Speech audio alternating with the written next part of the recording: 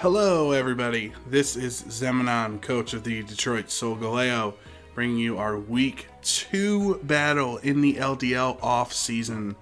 We are going up against Lazy Ghost and the Birmingham Arons. Now, Lazy Ghost, I've actually worked with in commentary before. We worked a VGC regionals together. That's where I first met him. And he is a wonderful human being. He's my best friend within the singles draft community. He was the one, along with him and CantoCast, were the ones that really got me into the draft format. So, they helped me out when I was first learning things, and to this day, I can hit him up anytime. Help me with, like a draft I'm doing, or like what type of team I should use for a matchup or something like that. So, this is a very special matchup for me here against Lazy Ghost, because I'm very excited. I've never played off against him. I know, he made the LDL Majors finals this year. He's won leagues, and he's one of the best players I've ever met. So in the draft leagues. So I know he does have like a really, not necessarily defensive play style, but like a commanding play style where like he knows what he wants to do, and he'll like sit there and wish in your face and toxic you down and stuff like that. Like, so he's not afraid to have a long battle. And if we're gonna go over his team real quick, so he has Mega Lopunny, Latias, Zeraora, Nidoking, Florges, Shaman, Bisharp, Cofagrigus, Empoleon, and Moltres. So he only has 1, 2, 3, 6, 9. He only has 10 Pokemon. So, and that's all, you needed a minimum of 10, maximum of 12. So he really is, like, he has heavier hitters than normal people because he has 10 instead of 11 Pokemon, right? And going into team prep, I'm actually pretty proud of how I prepped it. You're going to watch the match and see that I seem ill prepared for what he brought, but for the most part I was actually pretty ready for what he had. So I decided to bring my Hail Core this week. I didn't know, he has a Latias, he's got the Lopunny that I can outspeed, he's got Empoleon, I can hit it with an Earthquake, Zeraora I outspeed and Hail and hit it with an Earthquake, hit the Florges with Iron Head, hit the Nidoking that he would brought, hit the Shaman. Like, I thought Ice was really good here.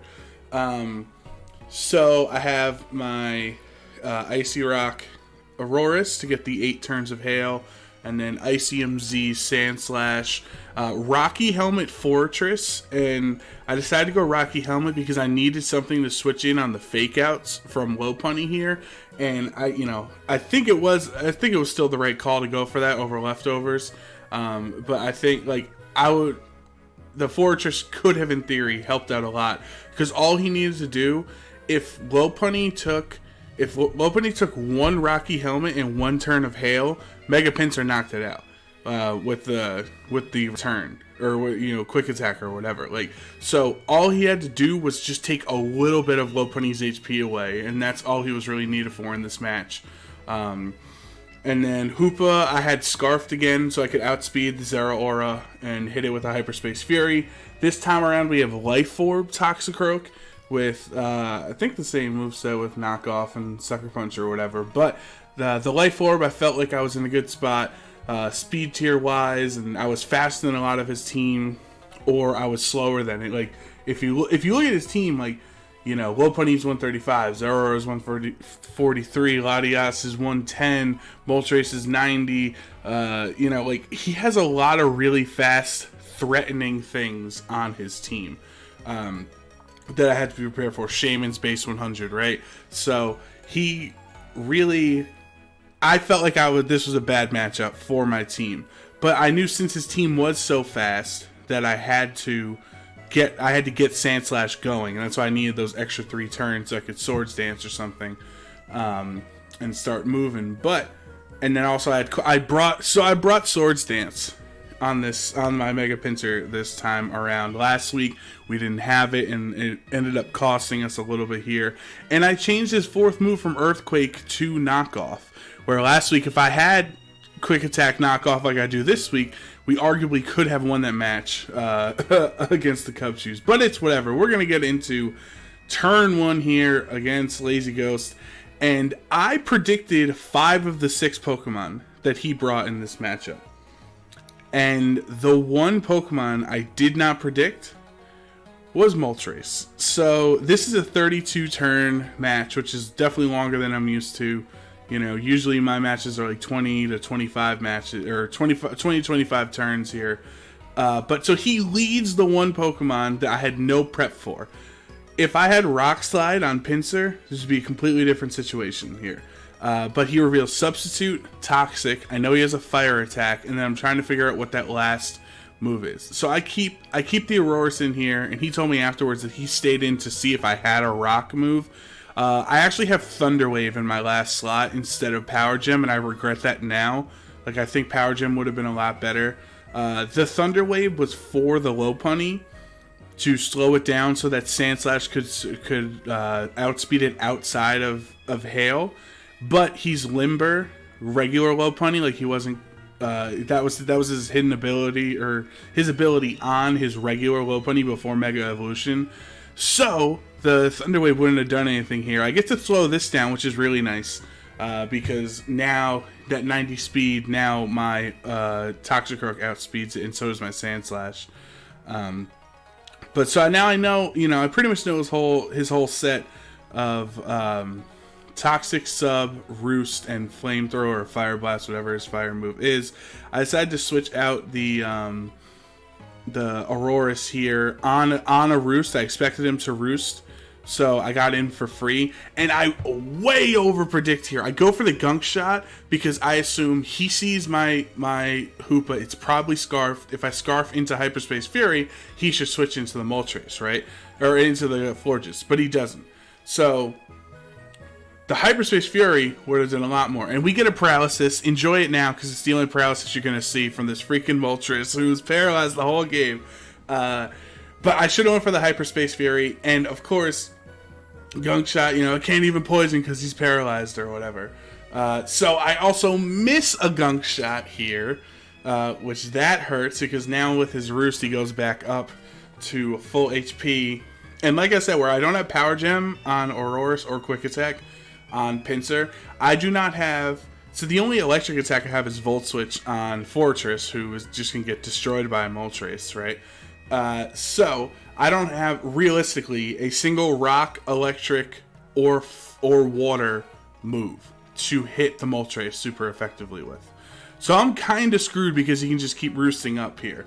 And he gets another poison off here. Hail should be running out pretty soon. I think it's gonna end at the end of the following turn here.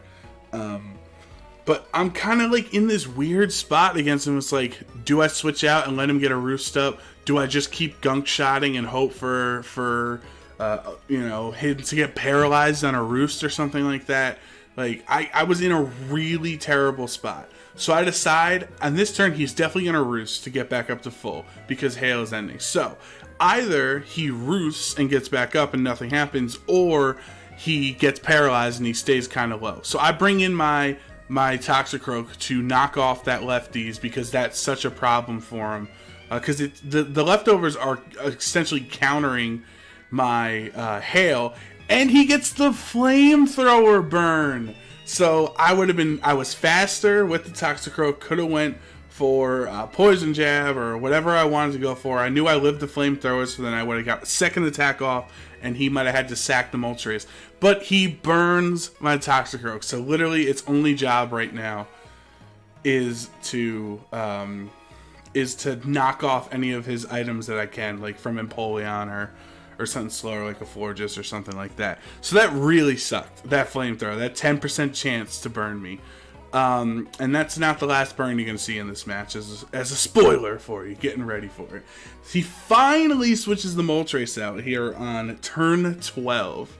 And obviously Moltres 4 times resists this Blizzard, so he does not care in the slightest, but he also reveals Leftovers on the Empoleon. Now in week 1, he had somewhat of a fast Empoleon to outspeed his opponent's Scissor, So I was worried about if this was going to be fast or not, so that's why I didn't bring Sandslash in immediately, because if he scalded here and then went for a second scald and was faster than my Sandslash, I was worried. I didn't know his set yet. So I assumed Defog was probably the likely play, as it ended up being here. But again, with all these lefties, they're counteracting the hail damage I need to chip down his team here. So he's just going to scald, and I think I go for Volt Switch.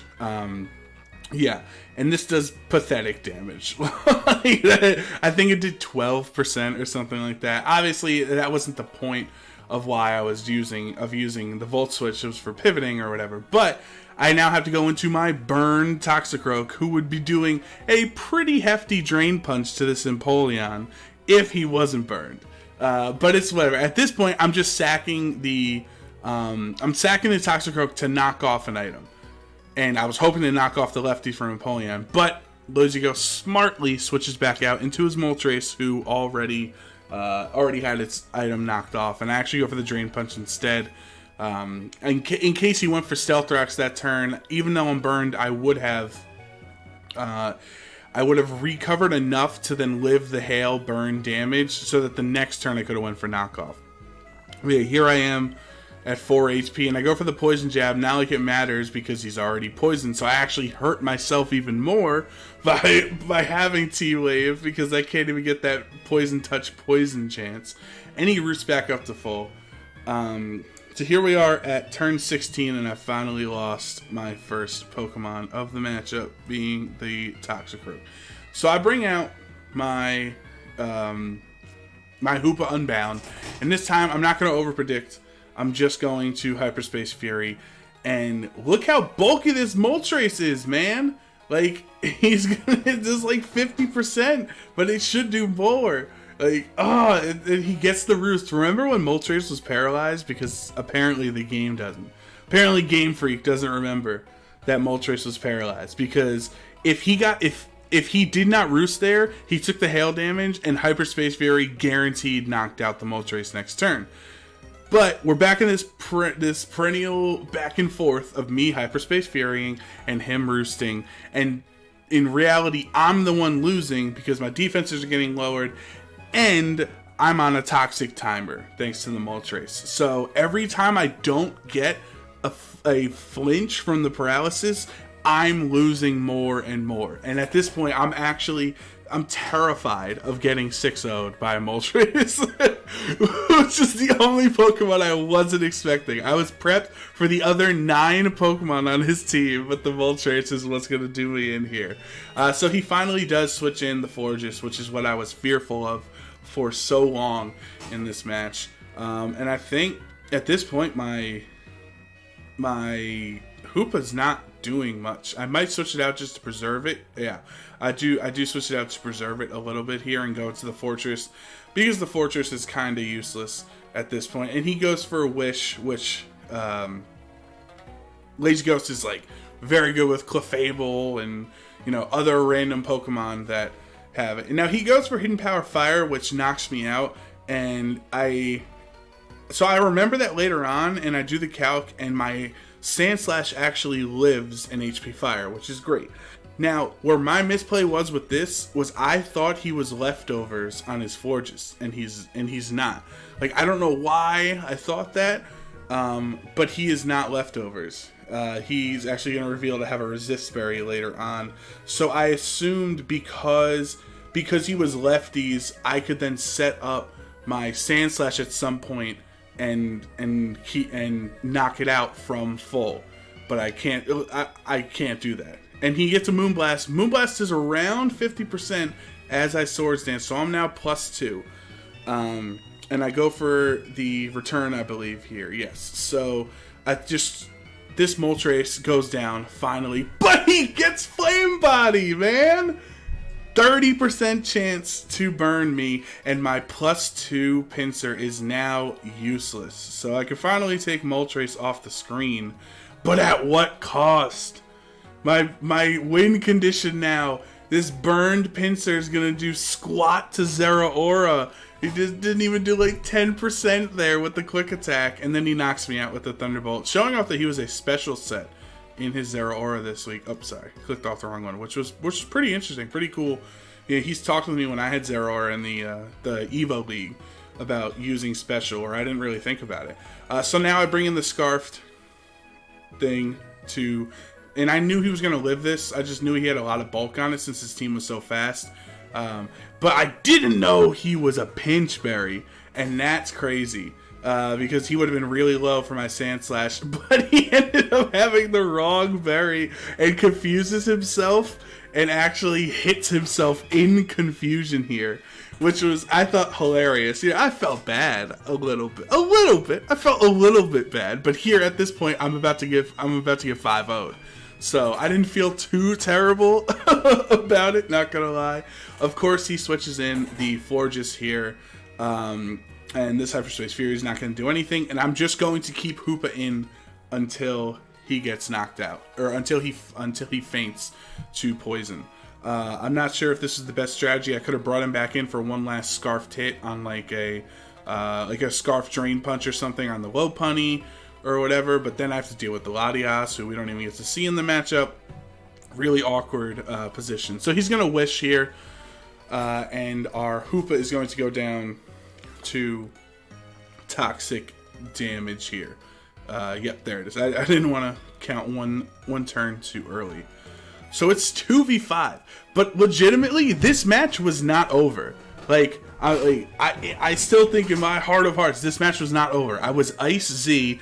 If I was Ice Z, so I could knock out the Latias in one hit, and then everything else. If I get that +2 Swords Edge, which I make the call here. And I get brought in for free because he protected. So I'm making my way in. I've got like 7 turns or whatever of hail left to win this one. I needed Ironhead to knock out here, but he was the Babiri barrier or whatever. He wasn't lefties. And then I was like, wait, can I get a flinch? Can I get some redemption for all the paralysis that didn't happen? No. Floor just hits me, brings me down to 25 HP, and that's pretty much wrap at this point because I assumed that the Lopunny had Fake Out. So I actually went for Earthquake because I thought he was going to preserve differential, and he would go into Empoleon. So this is really dumb on my end, but just to give you I think it made sense at the time. So we're in week 2, we're trying to get the game's over at this point because I'm so low health. I assumed that he would switch the Florges out into Empoleon because Empoleon, with my Sand Slash at neutral, Empoleon lived an Icicle Crash plus Earthquake. So I decided if he switches Empoleon out, it doesn't live 2 Earthquakes. So I know it's like, it might sound a little crazy. I don't know if I'm explaining it very well, but I predicted Empoleon to come in because he was going to preserve differential. Which he said when we talked afterwards, he was willing to sack the Florges and win 4-0 because he couldn't let my Sand Slash get set up with a quick attack. Because if he did switch out there, like I get what he's saying. If he did switch out and I went for a Swords Dance and I have like 5 turns left of Hail or whatever amount of turns I had. At +2 with all that speed, I would just wreck his team and would be able to come back and win it. So the game, even when I was down 5-2, it wasn't over. I know it seems like the hail didn't work out too well, but I think they did pretty well considering how tough of a matchup this was for me this week. Pinsir still was the only person to get a knockout on my team this week, so at least Pinsir's doing his job. But yeah, just like some really unfortunate stuff that I'm not upset about. Well, I'm upset about the flamethrower burn. I'm not gonna lie. And I told that to Lazy Ghost, like the flame body, whatever. It's a mechanic. It's a part of it. I really could have used a couple of paralysis turns that he didn't roost and took some hail damage, especially after I knocked off the lefties. But like. My +2 Pinsir got knocked out. Oh my god. And then, it's whatever. I had fun. I'm really happy that I got to fight Lazy Ghost finally. Like, after all this time, he's the person who got me into this format and this type of battling in Pokemon that I enjoy so much. I'm like really happy that we had this opportunity, even though it doesn't really count for much since we're in the off-season league right now, just bragging rights. So it was still, even though we lost 5-0, I had a lot of fun in playing and prepping for this match. I was like super excited for it, and then we talked afterwards for a while, which was a lot of fun too. So I'm definitely going to include his channel down below. You should all make sure to go check it out. Check out his side of the battle too. He's probably sitting there like, oh my god, why is Joe so terrible at Pokemon? You know, that's not what he's actually saying, but in my head, that's what I imagined was going on here. He just had his Moltres out and was clicking buttons and like watching the Warriors play, because he didn't have to think. Because I didn't prep for Moltres. So that's the moral of the story of this week 2 video. Is if your opponent has a Moltres, even if you don't think he's gonna bring it, at least bring one special effective attack against it. I hope my defeat can teach you, the viewer. So I'm coughing up. I'm gonna go to sleep. This is pretty late as I'm recording this, but thank you so much for watching this battle. Make sure, if you like our team and our battles here in the off season and you want to keep up to date, subscribe to the channel. We're gonna upload every battle we have. I also have a podcast I do with my best friend about video games and stuff. So it's a fun place to be here on the channel. So make sure you subscribe to Lazy Ghost 2. Oh man, I'm gonna cough again. Before I cough anymore on the internet, I'm gonna sign out here. This is Zemanon and the Detroit Solgaleo signing off. We will see you next week.